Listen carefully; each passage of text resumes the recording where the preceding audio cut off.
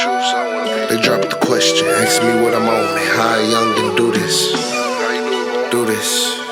They dropped the question, ask me what I'm on, how young and do this. I'm reflexing, trying to build it up, that's how. Welcome to The Focus, where we take a closer look at stories and experiences that shape our world. I'm your co-host, Nakia, and today's episode promises to be both insightful and inspiring. We are about to dive into the remarkable journey of an individual who not only served in the Navy, but is now pursuing their dream at flying school. In today's conversation, we will explore the unique intersection of these two fields and uncover what it takes to make the transition from ground service to taking to the skies.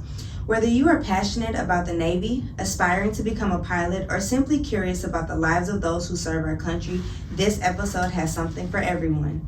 We will be posing a series of thought-provoking questions to our guests that will shed light on the challenges, triumphs, and personal growth that they have experienced along the way.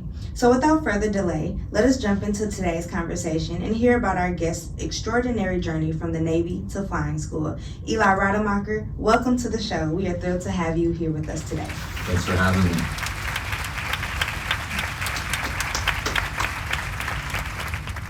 Okay, so for our introductory question, what inspired you initially to join the military? I had always had dreams of doing it and a sense of patriotism. So once I was able to, I actually had my parents sign off for me when I was still in high school and left as soon as I could. It was just something that I had a burning desire to do. How was basic training for you, going from being at home and being in high school to immediately joining the military? Basic was a shock. Luckily I was in there with a lot of really good dudes.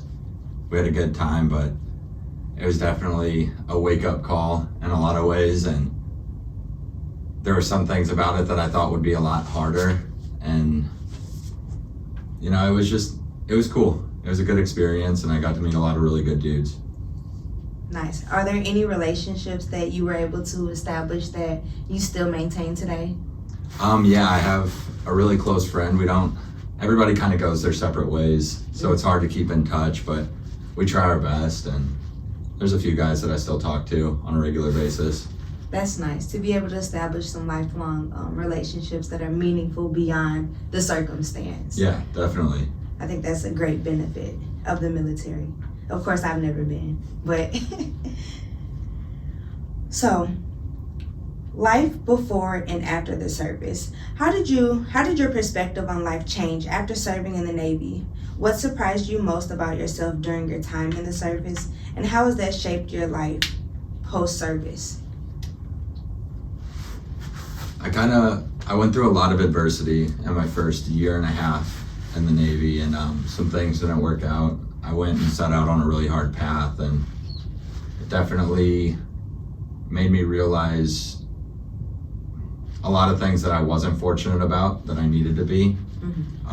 Kind of opened my eyes up to how bad things can really be, how blessed I was with my upbringing, and gave me a brighter perspective on, like, I guess taking the positives away from things. Of course. Yeah. Were you on any deployments during your duty? I deployed one time. I deployed when I was attached to a ship and got to see a lot of cool stuff and do a lot of cool things that I never thought I'd ever have the opportunity to do, being a kid that grew up in a suburb in Missouri. Yeah. Where did you go? I went to Singapore a few times. I went to Bahrain, Dubai, Israel, Malaysia. Got to spend some time in Guam and some time in Hawaii too. Oh wow, you definitely got that passport. Yeah, I did. So, after leaving the service, did you develop any new hobbies or passions? Yeah, I decided not to move back to Missouri right away. When I got out, I moved out to Colorado for 3 years. Started going to school out there, picked up mountain biking out there. It was a good time. It was just, you had to go out and enjoy the mountains out there, so. Yeah, I've been to Colorado once before, and seeing the mountains in person is just breathtaking. It Something is. that you really cannot conceptualize until you actually see it. They're way bigger in person. Much bigger. It's honestly breathtaking. And then also to see just a different scene as far as the wildlife that's out there. Animals that aren't even in the zoo. It's just I know. amazing. I had a neighborhood bear in Colorado. He was cool. How close did you get? Well, he liked to attack my trash cans. So I just Wow. had to deal with that pretty often. Broke my fence one time, but Oh, wow. it is what it is. That is honestly insane. So let's take a transition into your life as a pilot. What was something that truly drove you to become a pilot after leaving the Navy? No, there was a moment when I was in the military. I was in training, and I realized at that point the training wasn't going to work out. And I saw the helicopters flying above me, and I was like, had this moment with myself where I was like, this might not pan out, so you got to find a backup. And when I found that, or when I saw that helicopter flying over, I was like, that's what I need to do with my life. But you find other things in between, and luckily after about a decade I found my way back to it and decided it was time to try to do some hard stuff again. Yeah. What was one of the most challenging things you faced? Oh, sorry. What was one of the most challenging things you faced once you did decide to step into that new role? Like rediscovering a new identity about myself was a lot. Handling that and the absolute mass of information that you have to learn when you start flying. I'm curious, what type of things are necessary for you to know becoming a pilot? Like, what skill sets are essential for you? Skill sets, skill wise, just being focused, but information wise, like there's different airspaces, all sorts of different regulations that you have to follow, and understanding that if you don't, how much trouble you can get in for it. Yeah. Because the FAA does not play around. Okay. Yeah. Were there any unexpected moments that you had during flight school that you could not prepare yourself for or not foresee? Unexpected moments. Not really unexpected. There's been adversity through it for sure. I messed up on my first licensing exam and had to retake a portion of it. So that mental setback was a lot to deal with at the time. Luckily I got to get past it the next week, but that was something I definitely wasn't expecting, because up until that point I thought everything that I was doing was good. And I just kind of caved under the pressure there for a little bit, but nothing that was like life-threatening, so that's good. That is absolutely good. Question. So for someone who is aspiring to become a pilot, what are necessary steps that someone could take? If you could speak to someone who is in high school now and they told you, hey, I aspire to be a pilot, what is the route that you would direct them down in order to get from where they are, a recent high school graduate, to actually becoming a pilot? I think finding the right school is a big part of it, and finances on it. I was fortunate enough to use the GI Bill for mine from the prior service, but it's not a cheap school to go through. So if I had to tell somebody, I would probably tell them to either let the military pay for it or go join and then do it afterwards. How long of a training program is that? It's right around 2 years. Okay. You have your first 2 semesters are for your private license, and then you do instrument training and commercial flight training after that. Okay. And with your pilot license, or I'm not sure the correct terminology, but where do you see that taking you in the future? I got into helicopters really because I just wanted to help people. That's one of my biggest things, is being able to be there for people when nobody else is, and I'm trying to take that route to the medevac area and be able to either do like search and rescue or medevac work and help people out in any way that I can. That is really nice. Way to give back. Do you have any dream destinations as far as places that you would like to fly to? Of course, with your resume, you've kind of been all over, but is there any place that's on your checklist? I think I might try to spend some time up in Alaska. Really? Yeah, do some work up there. I think that'd be a cool area to be at. There's a lot that you can do. Probably do some work at the Grand Canyon if I'm fortunate enough to get on at a company down there too. Yeah. But we'll see where it takes me. Are there any unforgettable views from the sky that you've been able to experience being a pilot? The Arch at night is beautiful. St. Louis in general at night is gorgeous to fly over. I'm excited to see where else I get to go, honestly, but first time I went up at night, I was like, it was breathtaking. Did you get any good pictures? Yeah, I did. Good.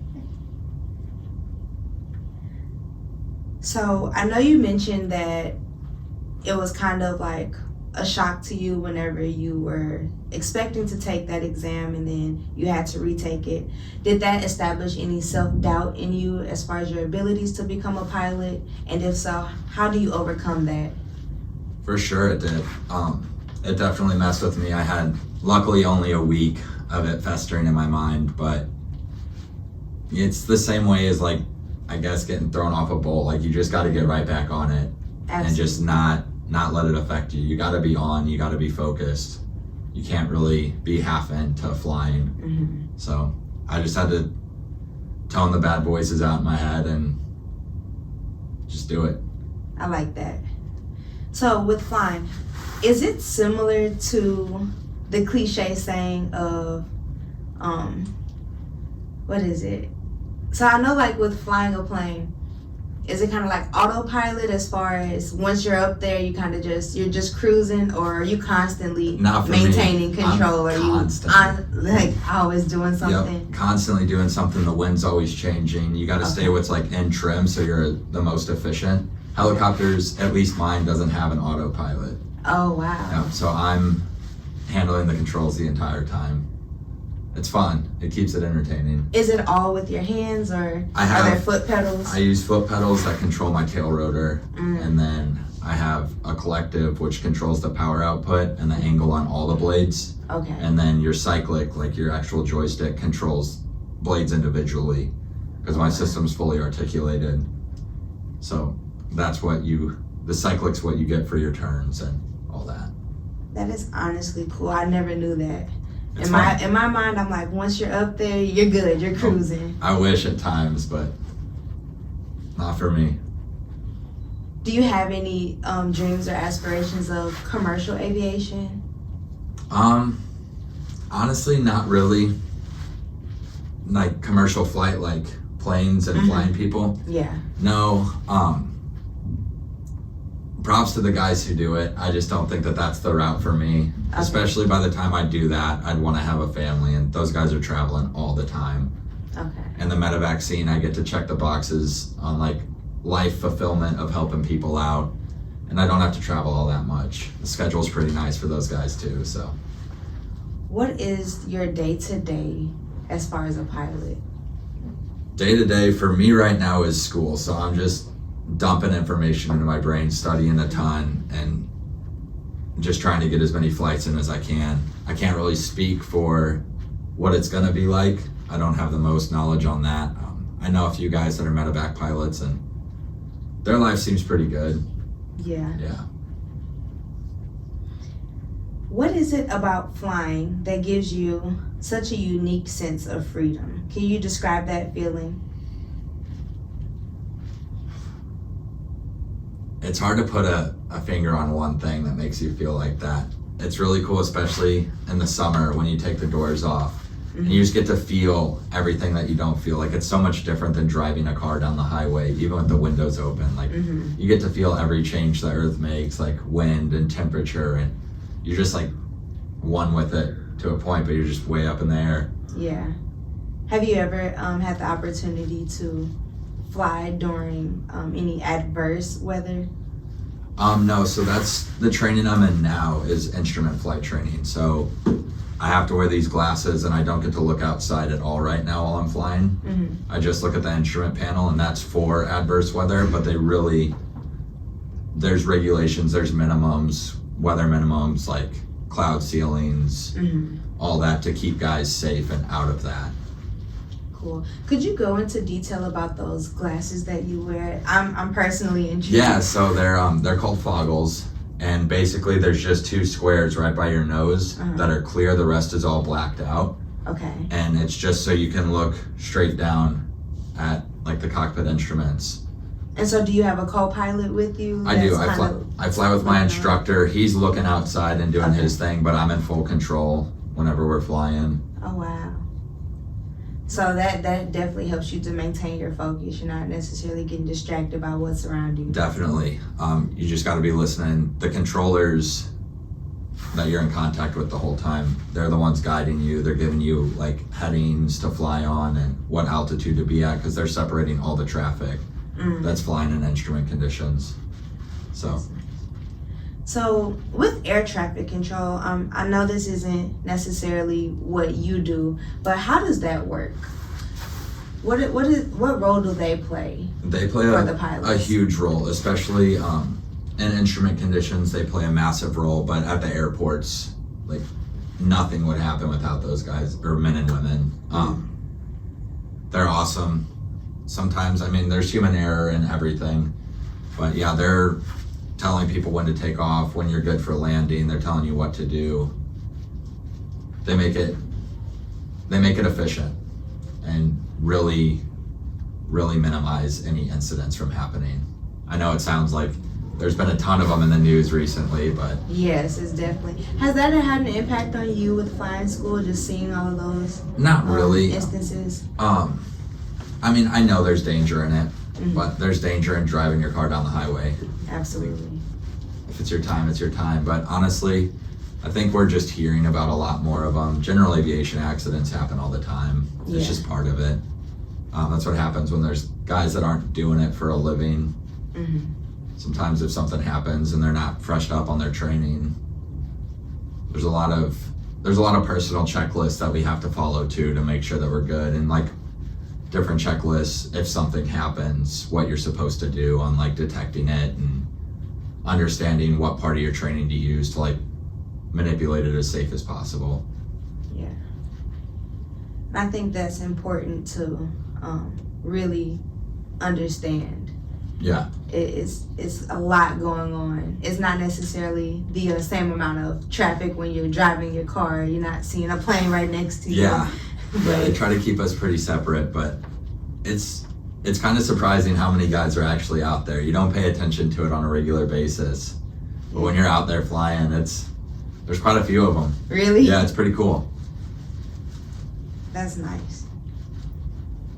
So with you still being in school, how do you balance your academics with your personal life? Not the best at times, honestly. Personal life kind of suffers a little bit when you're doing something like this. There's just so much you got to learn, and it's one of those things you have to be immersed in. I feel like it's really a career field where you have to be extremely passionate about it too, because you can't be half in and half out. Right. It requires that dedication and that personal drive. Very technical, and it's, even if you love it, it's easy to get burnt out. Like making the drive from where I live out to the airport, sometimes I'm just like, I don't want to do this right now, but then you get there and you're good to go. It's kind of like waking up to go to the gym. The hardest part about it isn't the workout, it's just getting there. That's the truth. And then with you saying that there's lots of pilots out there in airspace, how do you handle that pressure of knowing that what you're doing and every move that you make is so critical? How do you maintain your composure and just keep your focus? You just got to know what you're doing. Yep. If you're worrying about it, then that's when something's going to go wrong. Like, you just got to know what you're doing. Have faith in yourself. Have faith in, if you're getting instructions from a controller or something like that, just don't second guess everything. Yeah. And it works out. So it sounds like it's important for you to have that trust in who you're flying with, to just be able to take that command and execute it. Definitely. And I've had a near miss. I've had an issue at an airport where we were a little too trusting, and not too trusting, but there were two planes coming in to the pattern, and we had to make our crosswind turn to get down to our downwind leg of the flight pattern and everything during training. And we were like, we have that traffic directly abeam us. He's like, okay, turn crosswind. And we turned, and there was another plane coming, and I could see the pilot's expression on his face. So my instructor took controls and he dove us down. But yeah, that was a scary moment. Wow. I could not imagine being in that situation. Like, just thinking of it in my mind, like, to be in an aircraft and to be able to see another expression, we were kind of too close. He's an expressive guy, though, so. So speaking of, how fast are planes flying? It depends on the plane. Okay. My helicopter, not my helicopter personally, but the one that I fly, it's not the fastest thing out there, that's for sure. But the big jets or the fighter jets, those dudes are moving. They're moving fast. What speeds are they reaching? I mean, I don't know. I should know what the sound barrier speed is. I think it's like 700 and something. And they're breaking that. They can. Wow. Big commercial jets, I think they fly around, I want to say like 500 knots maybe. Okay. Don't quote me on that. I might be way off. My helicopter. You're still in school, that's fine. I think I typically fly around 70 to 80 knots, which is like, a knot's like 1 point something. It's like a nautical mile to a normal mile. That's what we use for gauging our speed and everything. Okay. Are there any regulations as far as how fast you can travel in airspace? There are for those guys, especially when they're coming into an airport and everything like that. But the commercial airliners, they all fly under instrument conditions and Class Alpha airspace. So everything's very uniform for them. And then a controller's telling them. We obviously have our actual helicopter speed limit, I guess you could say. So you don't overspeed it, because then bad things can happen, like retreating blade stall and stuff like that. Which is not a fun thing to get into. Yeah. So how is that regulated as far as with that speed limit per se? In the event that someone goes over, how are they kind of citation? Like, how do you issue a citation for that? So it's one of the worst calls. Yeah, it's one of the worst calls you can ever hear come over air traffic control, is that they have a number for you to call. So you'll get on the ground and they'll give you what's called a pilot deviation. Okay. And if it's bad enough, they're within their rights to pull your license. So it's more like a one and done. It depends on the instance. Like, if you completely deviate and cause a huge issue, you might lose your license over it. If it's something as far as like rolling past the hold short line and blocking the runway, you'll probably get a deviation, call a number, you'll get chewed out. You'll remember it. They'll make sure you remember it. But that's kind of the extent of the punishments once you get that phone number. Fortunately, I've never deviated, so I'm good to go there. Good.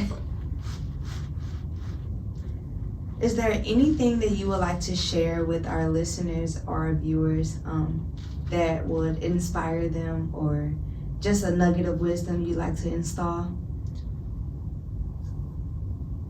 Man, I don't know, that's hard. That puts me on the spot. I've always kind of just been somebody that's like, if there's something you want to do, even if you want to just try it, then just put everything into it. And if it doesn't work out, it doesn't work out. I've had things not work out in my life, and you go to plan B and you just make sure plan B is cool too. I like that. And if plan B doesn't work out? You just keep trying different things. I've tried many things in my life. I mean, I was climbing cell towers before I hit the wall with that and was like, I can't do this anymore. I'm gonna go fly. It seems like a lot of your career path have been high risk. I like the adrenaline. Okay. Yeah, I don't like to be bored. I get bored real easy, so I think a lot of people do. Yeah, I've just never been one to sit back and let myself stay bored. If I'm not enjoying it, then I'm gonna switch it up. Absolutely. Well, thank you for joining us today on the Focus Podcast. I appreciate all that you have brought to the table. Thank you for your service, and I hope that you enjoyed yourself today. Oh, I had a great time. Thanks for having me out. I appreciate all of this. Absolutely. Hopefully we'll see you again soon. Yeah, for sure you will. Thank you. Tell you the truth, so they dropped the question, ask me what I'm on, and how young and do this. Do this. They dropped the question, ask me what I'm on, and how young and do this. I'm reflexing, trying to build it up, that's how young and move it. It ain't about the growth, the positivity. I'm nowhere near it, made a name.